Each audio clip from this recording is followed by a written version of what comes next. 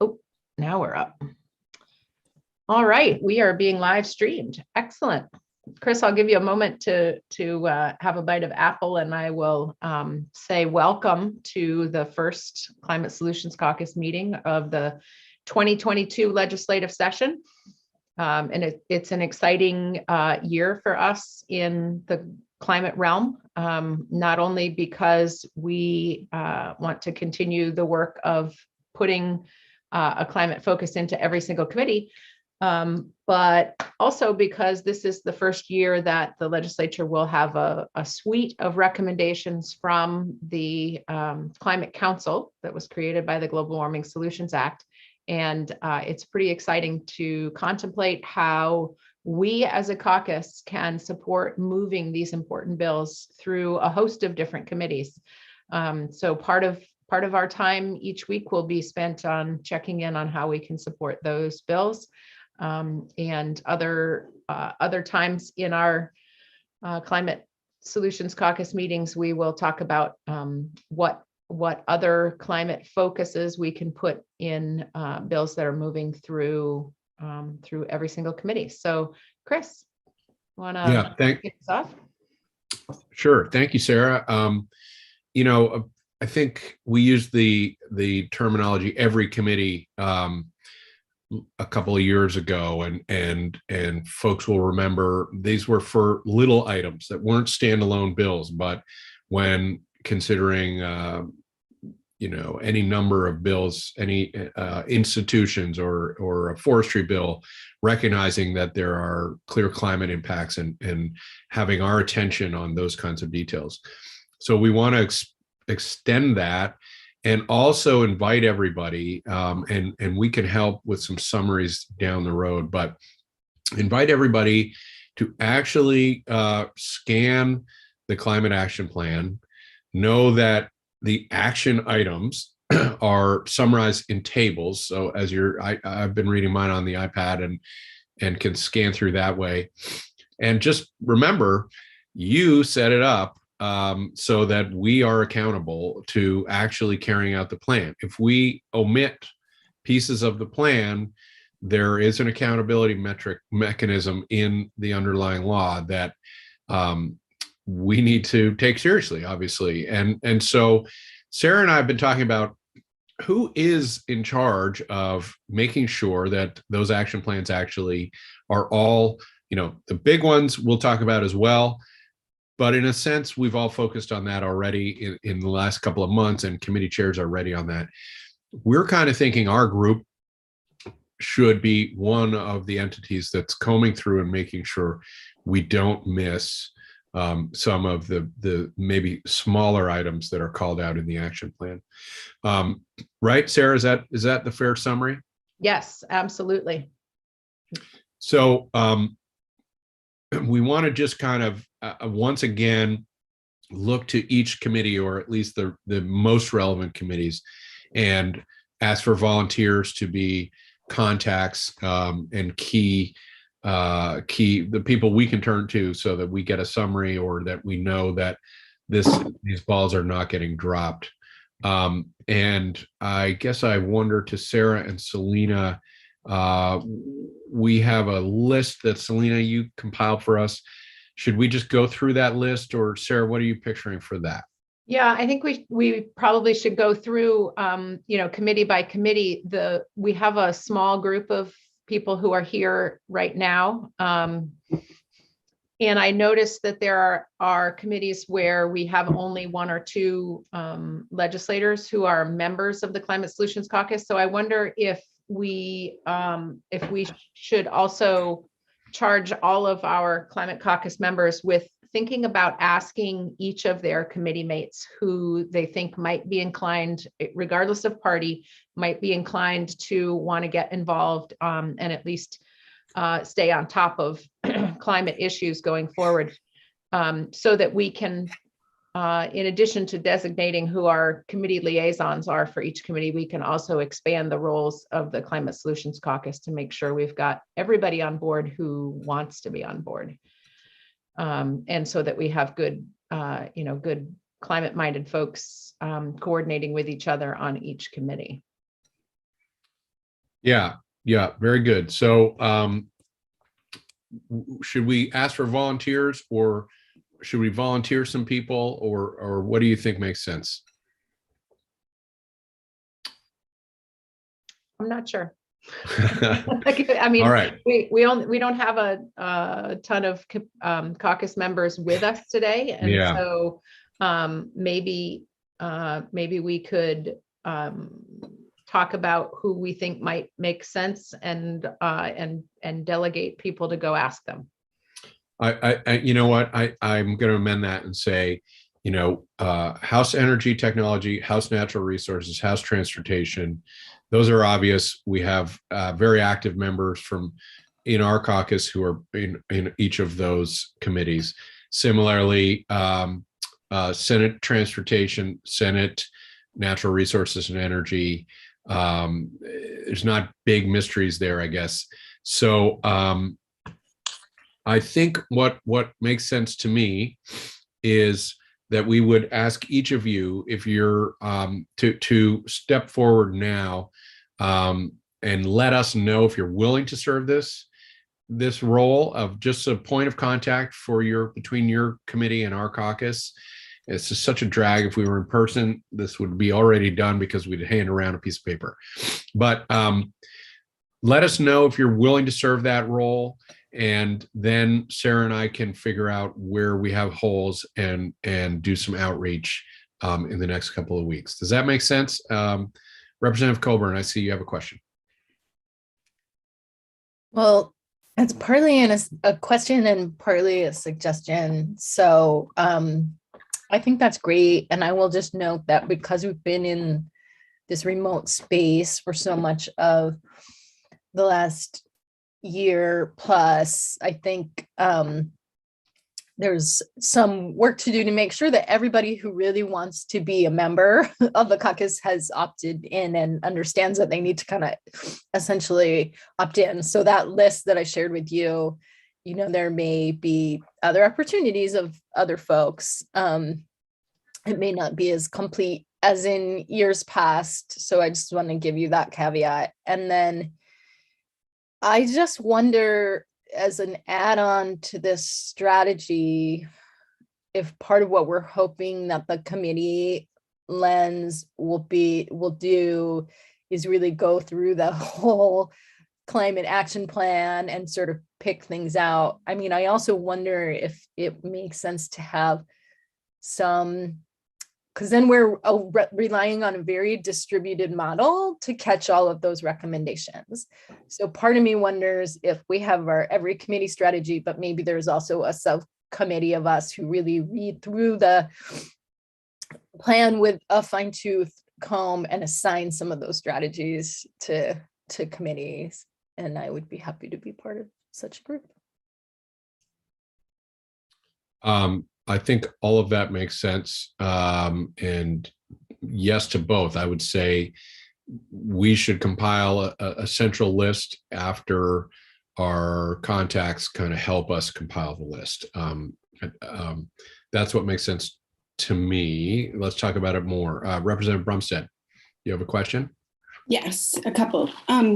So obviously, I'm on House Human Services. That's not in the list that you just listed out. I totally get that. I think resiliency is really important for House Human Services when we think of the most vulnerable in our communities.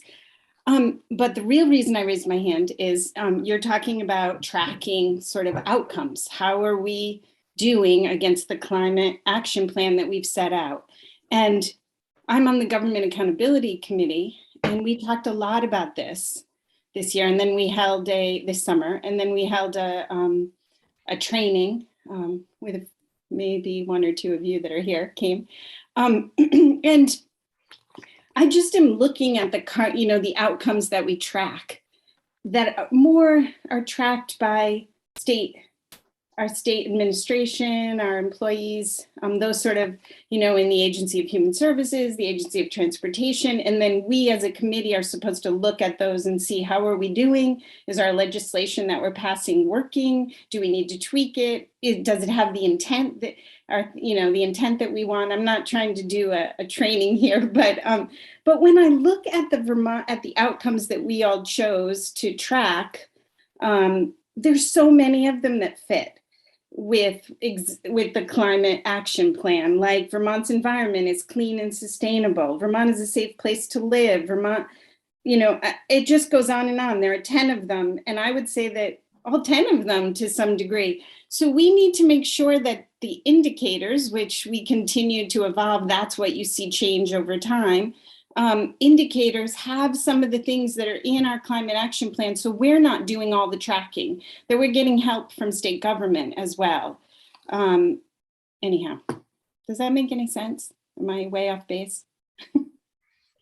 I appreciate that you brought that up, and I have thought that from time to time. And of course, as chair of House Government Operations, the outcomes and indicators frequently come up in our conversations. And I guess I would just ask: is there, do we want to put some thought into refining the outcomes and indicators with a specific mind to our climate goals? And if so, do we have a subcommittee of people who want to work on that? Because I believe that Representative Colburn just volunteered to head up a subcommittee working on recruitment and identification of refining the review of the action plan. And so yeah, we should have some subgroups working on this. And I'm happy to work on that. I know, not to put a name out there, but Emily has been super helpful on government accountability. So maybe, yeah. Anyhow. Yeah. And Gabrielle, this is Gabrielle Stebbins, and I'm going to volunteer Gabrielle. Okay. How did you do that, Emily? You knew. I'd be Okay. happy to join. Yeah, why don't the two of you put your heads together at some point, either virtually or when we get back in person in the building, and when we meet again in 2 weeks, maybe you can let us know sort of what your thinking is on that. Before we go to too many other hands, and maybe some of them are raising their hands about this, but does anybody want to join Selena in the project of really going through with a fine-tooth comb and making sure we haven't lost any of the important recommendations of the initial climate plan? Molly does. Yeah, I can't see too many people here, so. I'd be happy to do that. Thank you, too. Molly. Any other takers? Sarita, are you saying yes or just have a question? Okay, Sarita, Austin, thank you. Great. This is Carrie. I can look at it through the lens of resilience and in particular, some of the nature-based solutions as well. Well, let's be clear. We're just talking about combing through the action plan and making sure we've pulled out the actionable items. Correct. So Correct. And in some of the items in the plan, in the aggregate ecosystems portion of the work, for example, I can evaluate that or help to evaluate. Okay. Representative Brumstead, were you volunteering for this also, or were more talking about kind of assessment metrics? Just want to make sure I understand. I don't want to leave you out of this if you want to I join. was talking more about what government accountability does in using the outcomes report, and then what are the indicators under there, so we can be sure that we're tracking things that are that we have the state's help in tracking some of this, as well as our own watching in our committees what happens. Sure. Thank you, Sarah.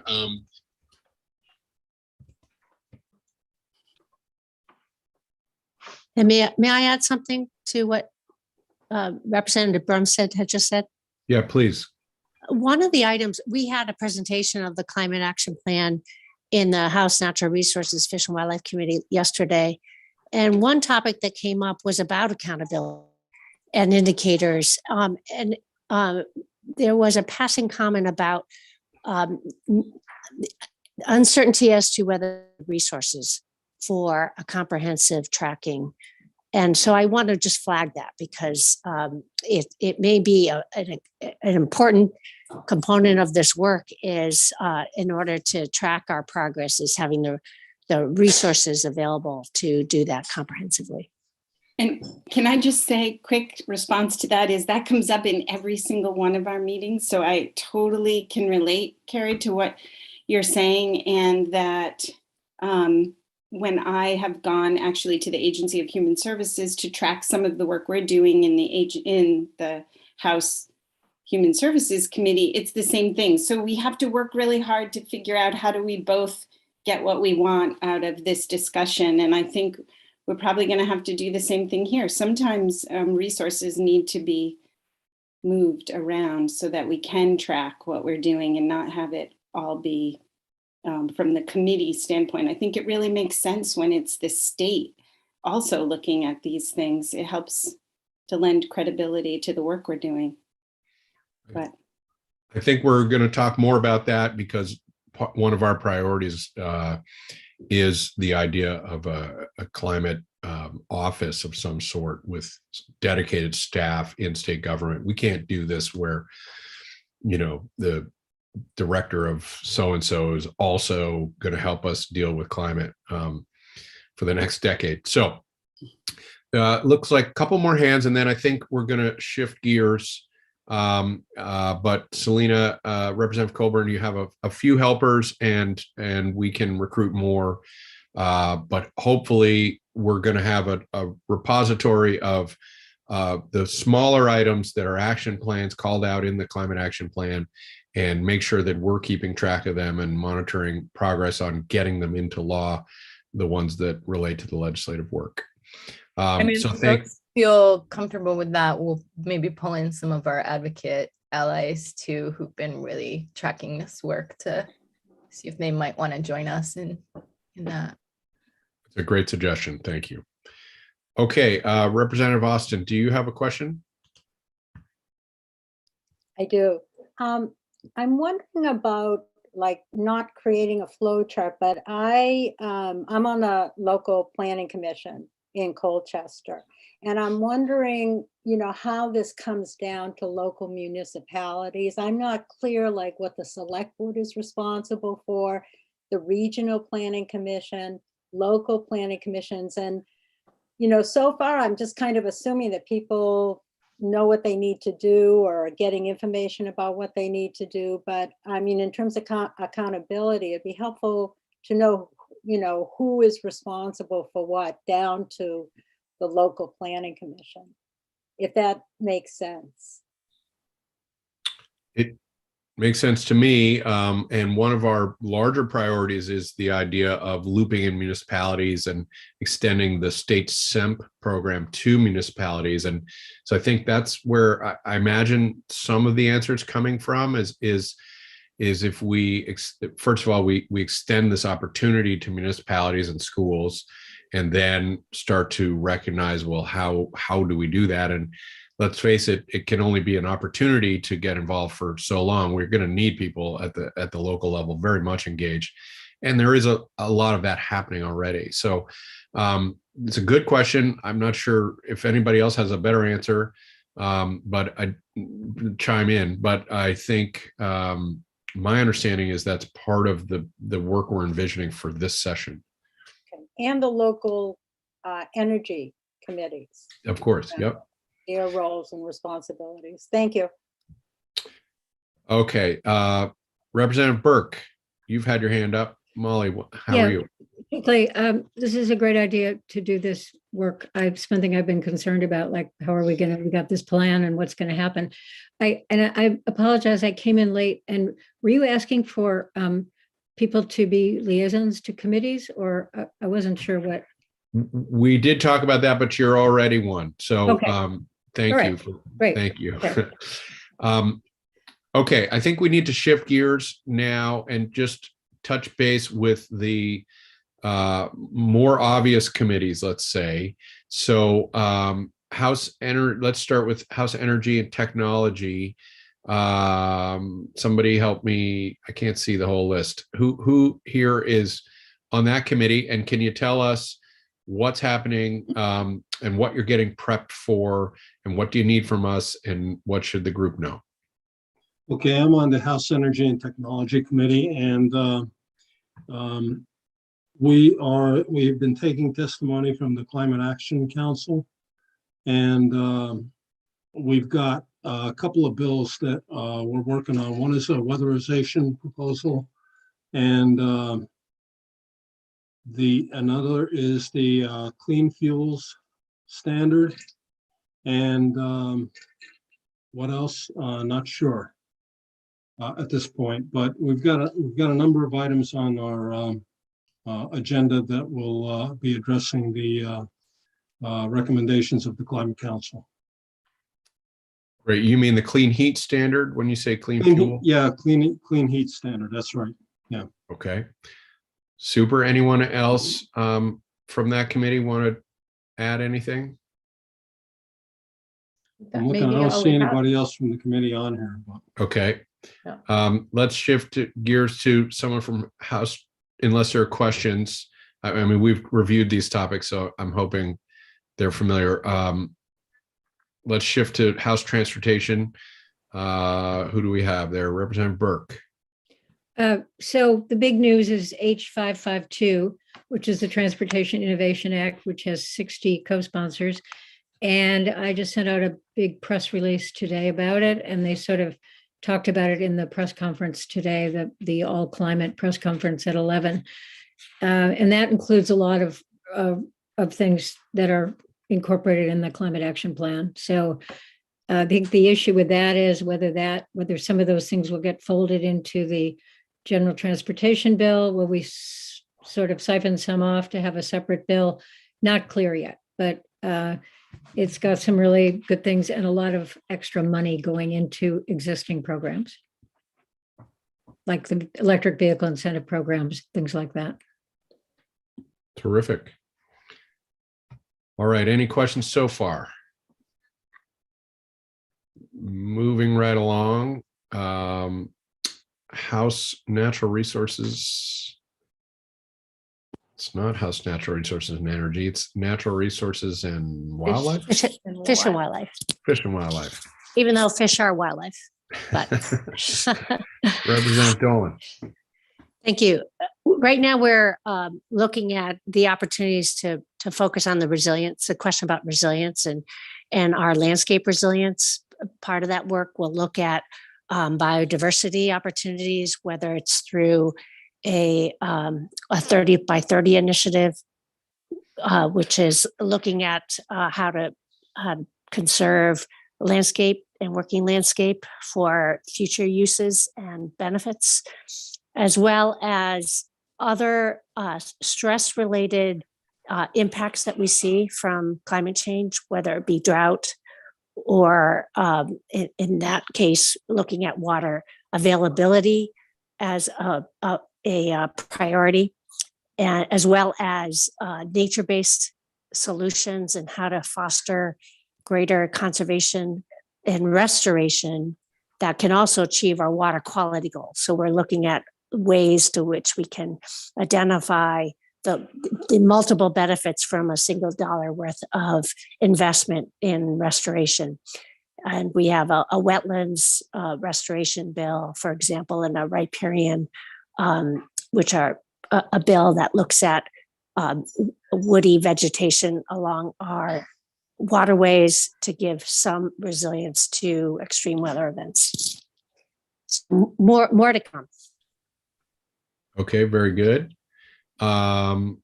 Anybody else? Yeah, Representative Campbell. Yeah, my committee's starting up right now, so I got to go. But let's see. So we are looking at various things in corrections and institutions that have climate impacts. I have a bill based on Andy Pritchlick's bill around state buildings using renewable energy that will get introduced today. it's a little bit of an expansion on Andy's bill in that it also covers using batteries instead of new backup power generators in case of, for emergency backup power. And also asks for construction materials to be carbon storing materials, or at least carbon and least embodied carbon materials. And I have an intern who's going to help me research other states' bills for sort of the best language for that. We also talked about today, the State House has to put in a new backup power generator. They had planned to put in batteries. There got to be all kinds of snags about that, but it looks like the existing generator is in the basement next to the Marble Palace. They can't really put it back there, but they are talking about putting it outside. Has to do with fire safety and all of that. Anyway, it looks like we're still going to go with batteries, which is a great thing. It was one other thing, but I forgot what it is now. So anyway, I'm certainly going to keep track of things. Oh, the SEMP program, the State Energy Management Program, is working with municipalities to help them. And I think there'll be more money available for that as well this year. So I'm going to have to leave you guys. Thank you very much, Scott. I happen to think that one is quite exciting because it pushes the work down to the local level where there is a lot of energy and people looking to figure out how to get involved and beyond just the local energy committee. So thank you. Thank you, everybody. Representative Kornheiser, nice to see you. I'm hoping you're going to tell us about the contractor registry in addition to whatever else is on your mind. Am I right that that's in your committee, or is that still over on the Senate side? That's hanging out on the Senate where we sent it. Isn't that true? No, yeah, or it's we never send it. No, it's back. Is it somewhere? I'm so sorry. Where is that bill? I happen to know about this one too, because Great. anyway, it was on the notice calendar, and my understanding is House General is going to review the changes, which were minor, Tommy, and I think just vote to concur. I think is the plan, and then it'll come to the floor, and I hope we'll get good vote on that. That's So correct. not in my committee. That's correct. The contractor bill is registry bill is in with House General. It's controversial in our committee, but I think we're probably going to make pretty short work of it because we've already had considerable debate. We'll just look at what the Senate has done and then move it on. Great. This has been a priority for us for several years. It's taken us a little longer, but for anybody listening, the idea is that contractors, along with electricians, HVAC workers, et cetera, help Vermonters make these investments. And we need to make sure that they're aware of incentives and have that touch with the state so that they're part of efficiency work across the board. Okay, great. So Representative Kornheiser, back to you. So reassured I didn't lose a bill on my wall. So I keep on hearing sort of conversations about ideas around payment for ecosystem services and how current use could be changed for payment for ecosystem services. And I'm actually just sort of flag that I would love some help from someone in thinking that through a little bit better. I've asked some advocates for help thinking it through, and I'm could use more of that from anyone in another space, another time. This is my public plea for help on that one. Okay, well, this is my public answer that I will give it my best. And I think that's as good a time as any. And I do want questions if folks have them, but we'll switch to the Senate. And I sit on Senate Ag, and payment for ecosystem services is something that we've been funding in terms of some development. So the concept is, as in shorthand, as farmers build soil health, soil itself becomes a carbon sink, and we sequester carbon. We also sequester phosphorus, by the way. And that takes investment from the farms and it has a community benefit. And so the concept is, should there be a way to honor that contribution and remunerate farmers. For about 3 years, there's been a farmer-led study group that the state has funded and state in different ways has been involved in. And it's our hope that that work is kind of coming to a conclusion so that we can figure out if this can be real. I believe it was named in the Climate Action Plan, but Senate Ag, among others, will be looking at that and getting an update. So I'm happy to think it through, and I'm frankly very eager for this to either move forward or call the question. How we do it, it's sort of one of those that I think is a great theory, but how we pull it off would be make or break. And so I'm trepidatious, but hopeful that that can bear fruit. And that is one of the pieces of Senate Ag's work as it relates to the Climate Action Plan. Before I go back to you, Representative Dolan, Senator Perchlik, I saw you on here. Are you able to tell us a little bit about Senate transportation? Andy, are you with us? Yeah, he's here. Can you hear me? Yep. Okay. Yeah, I mean, basically, we're following the lead of the House Transportation Committee. I mean, they're doing great work last year and this year. So just looking at 552 and hoping that all that good stuff comes over to us and thinking about how we can make sure it stays in there. There is some work in the Senate side on vehicle efficiency price adjustment or fee baits. I haven't looked through all 522 to see that's in there, but that was something in the Climate Action Plan. So we might talk about that. It might not even be in transportation, however. But we're just going through all the introductory information. We're kind of waiting for what the governor's budget is going to say on some of these things, and then we'll start digging into that. The only climate related bill that we have in the committee is a bill that was from Senator Hardy and myself on tree planting and making sure that AOT is planting more trees than they're cutting down as they do all these road projects, and making sure they have a good plan and they're working with the communities that they do these projects with on trees. So that's the transportation report. And just real quickly, since I'm on education, we're also on there, I'm working, hoping to get the committee to work more on the renewable heating program for all our schools as part of the work that, as we looked at getting the state back to supporting school construction. And particularly, I'm trying to get some funding for renewable heating projects at schools. Terrific, thank you.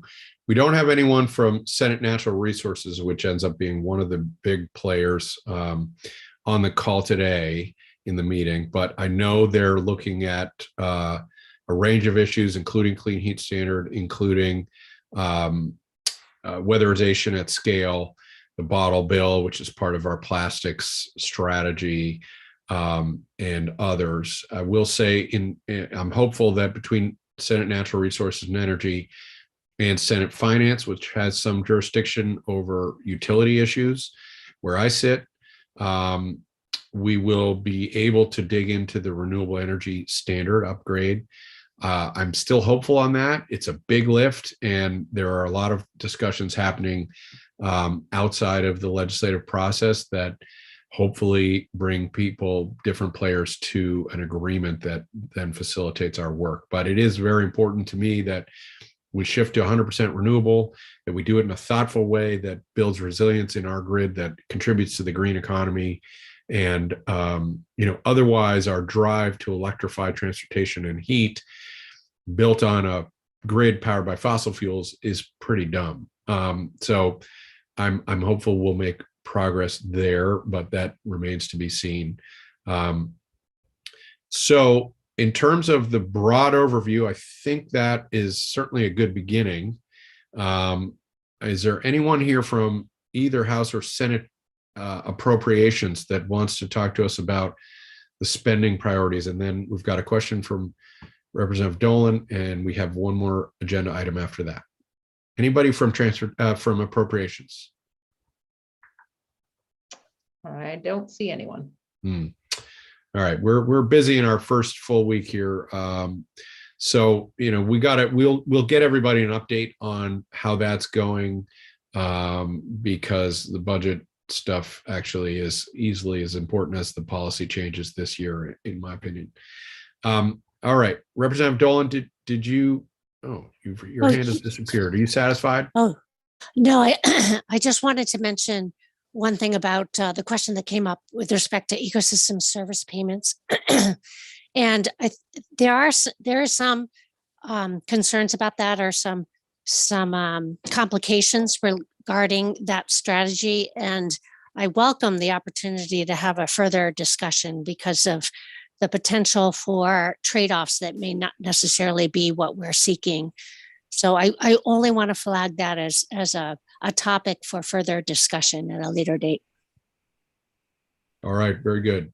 Look forward to a day when we get back in person and can pull together these, these 2 or 3 or 4 member huddles in order to get on the same page on some of these more complicated issues. So thanks for flagging that, folks. All right, any other questions about what we've covered so far? Okay, we will, seeing none, we'll turn it over to Representative Coburn, who has a little preview of our next meeting, which is pretty important, I think, for our work ahead, relates to the just transition and a bill that I believe is starting in the Senate. And so Selena, help us understand what we can expect. And by the way, let's all flag that we want to have a good attendance in a couple of weeks. We really need to see if we can't get a better rate of participation as we ease into session. So, and Representative Kornheiser should jump in with anything you want to add here, because we've been sort of co-facilitating a working group around just transitions and really learning about and looking at the work of the Climate Council's just transitions work, as well as, so with the our small working group has recommended that we support this environmental justice bill that's moving, as Senator Pearson said, likely on the Senate side. Senator Rum introduced the bill and I think came and spoke to the caucus about it at some length last session.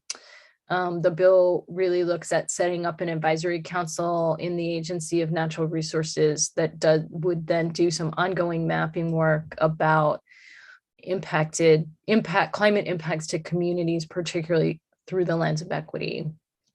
My understanding is that, and I just signed on to it, there's a House companion bill that the Social Equity Caucus has worked on that's also about to be introduced. So that bill will exist in both chambers, but it's our strong hope that it will be a priority of the legislature and of this caucus. And I'm happy to send a follow-up email rather than like dump a bunch of links into the chat. Now I'll send a follow-up email with some resources that folks can take a look at. And then the other thing we've really been doing in this group is taking a look at so there was a Just Transition subcommittee of the Climate Council.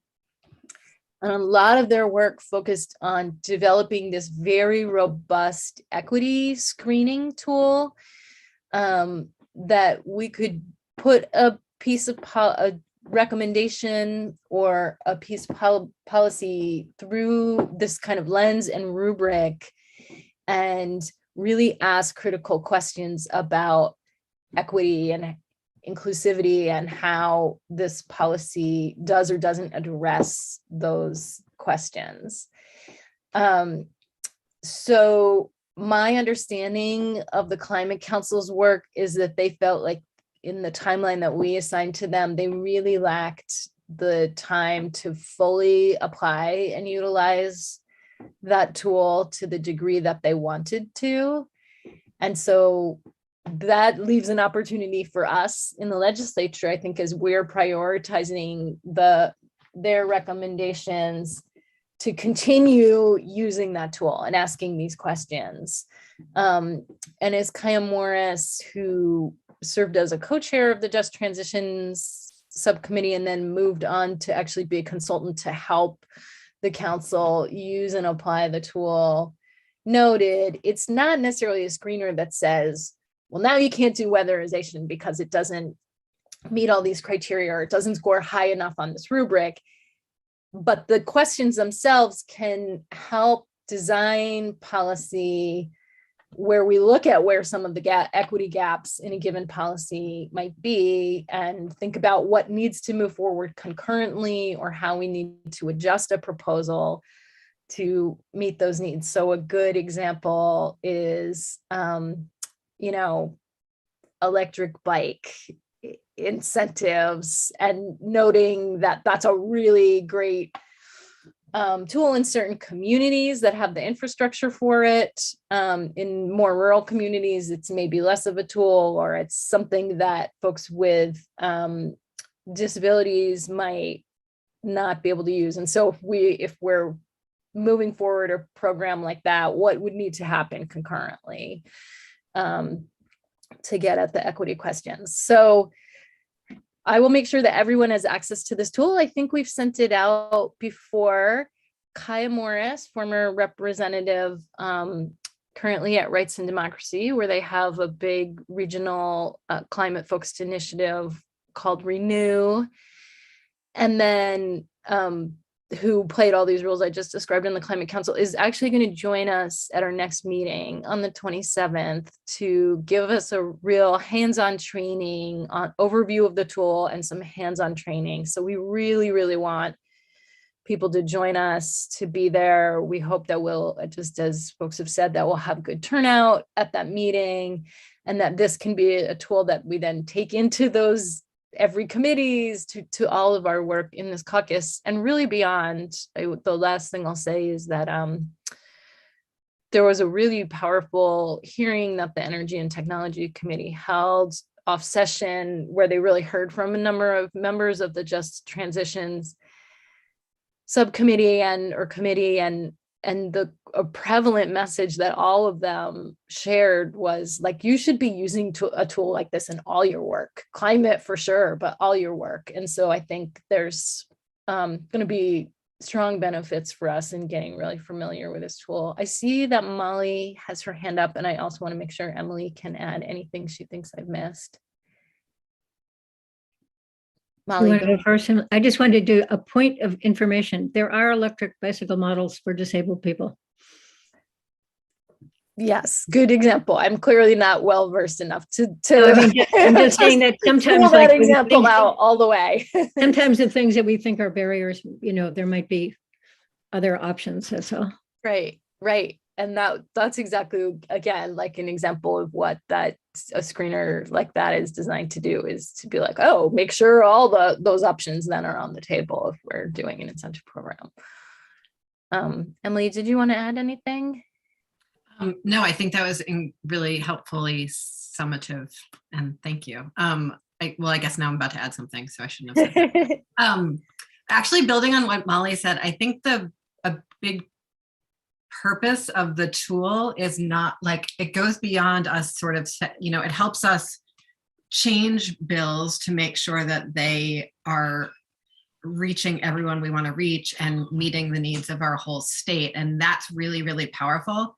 They also, as we're developing them and having to answer the questions in the screener, they encourage us to bring more people into the conversation so we can truly understand the implications of the bill before we even introduce it. So that was a perfect example that Selena and Molly just played out, right? Like, you want to make sure you have someone who both understands disability rights and understands bicycles both in the room together. And the screener makes those conversations possible in a way that we don't always remember to have. I feel like I'm really flashing back to some GAC here, Jessica. So closing the circle. I also, if the environmental justice bill is still open and it's a priority of our caucus, I wonder if we could circulate it to the whole caucus and not just have it circulate in the social equity caucus. I don't know if it's still open or if. I think the deadline for, well, I don't know. It was yesterday. That's what I thought. Yeah. Okay. Yeah.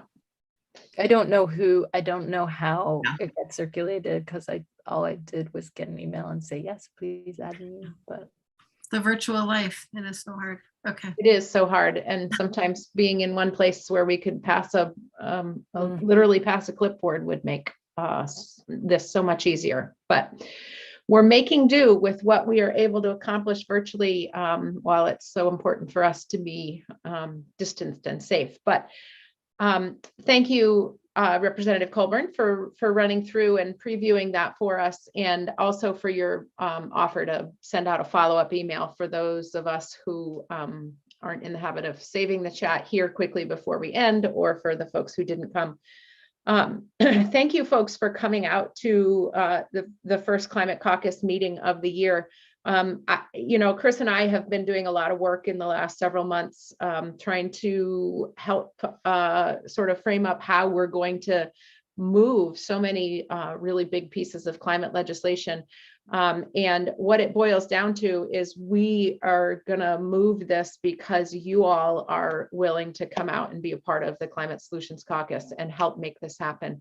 The Global Warming Solutions Act wouldn't have come into being if not for the activism of this caucus in helping us to muster the votes on the first pass through and helping us to muster the votes we needed to override the governor's veto. And I think we've all been just so thankful for the many, many hours of work that that the council members have given and all of their subcommittee members have given to putting this plan forward that really gives us a sense of how we're going to meet our climate goals. And if you feel like I do that we really should have started this work 10 years ago and you've been pulling your hair out and feeling such a sense of frustration, I hope that you will, stay tuned and stay involved, and also help us to recruit some other members from your committees. And so this is just one last final pitch to say that, between now and 2 weeks from now, when the Climate Solutions Caucus meets, hopefully it'll be in person. Please think about asking any of your fellow committee members in the House or the Senate if they would like to join the Climate Solutions Caucus. It doesn't obligate them to do anything other than to say, I want to hear about it. I want to be a part of the conversation. I want to work within my own committee or within my own community to help advance the goals of greening up our energy use in Vermont. So let's get out there and recruit. And we've got a big agenda coming up in 2 weeks with an opportunity to really understand the equity screening tool. And so I look forward to seeing you all in person, hopefully before then. Thank you, Sarah and Chris. Thank you, everybody. Have a great rest of your day. Sarita, do you have a question? Just, we're meeting in the pavilion if